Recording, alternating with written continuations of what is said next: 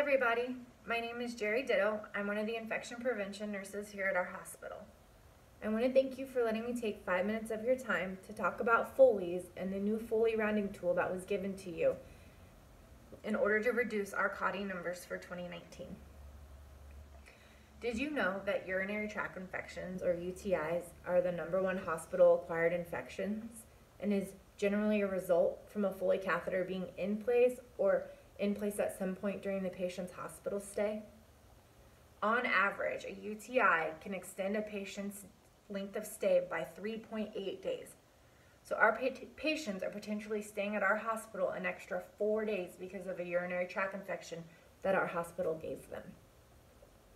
The longer a Foley catheter is in place, the higher the risk the patient has for developing a CAUTI, which is why it's so important that we round on Foleys every shift to get them out faster. In our division, which is known as the Mid-America Division for HCA, our hospital has the highest CAUTI rate. In 2017 and 2018, our CAUTI numbers didn't decrease. We had the same amount of CAUTIs for 2017 and 2018. So Division created this rounding tool, which is in front of you, to assist in us getting Foleys out in a more timely manner. So I'm going to quickly discuss this rounding tool. It's pretty simplistic, so it won't take me very long, and then we can have questions at the end. So if everyone can look at the tool that's in front of them, I just want to quickly discuss what our expectations are of you from Division. So charge RNs, our charge nurses, are going around on every Foley, every shift on their unit. During the rounds, the charge nurses are going to every single nurse whose patient has a Foley and asking the nurse why the patient has a Foley. Our policy states there are 5 reasons that a patient can keep a Foley in, which is at the bottom of that tool for your education and guidance. If the nurse gives you a reason that isn't one of those 5 reasons, then we need to be challenging those Foleys. For example, immobilization we see a lot when we're doing Foley rounds.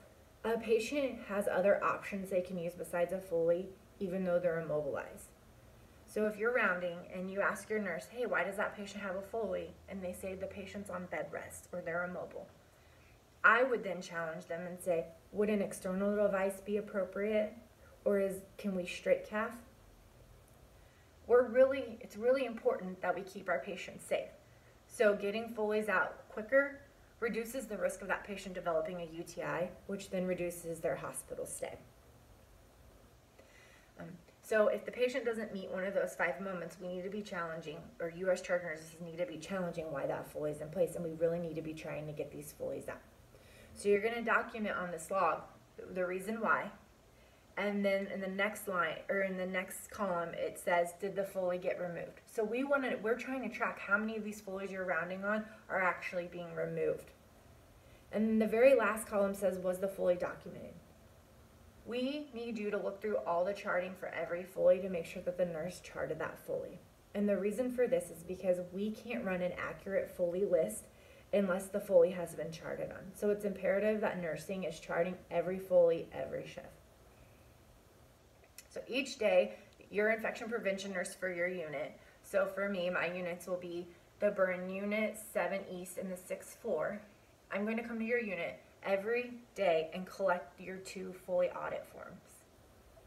What I'm going to do with those audit forms is I'm going to put all this information in a spreadsheet, and then this information is going to be sent to Division, because Division is going to be tracking if we're rounding on every Foley, every shift, and if we're getting these Foleys out. So it's really important that we all work as a team to try to get these Foleys out.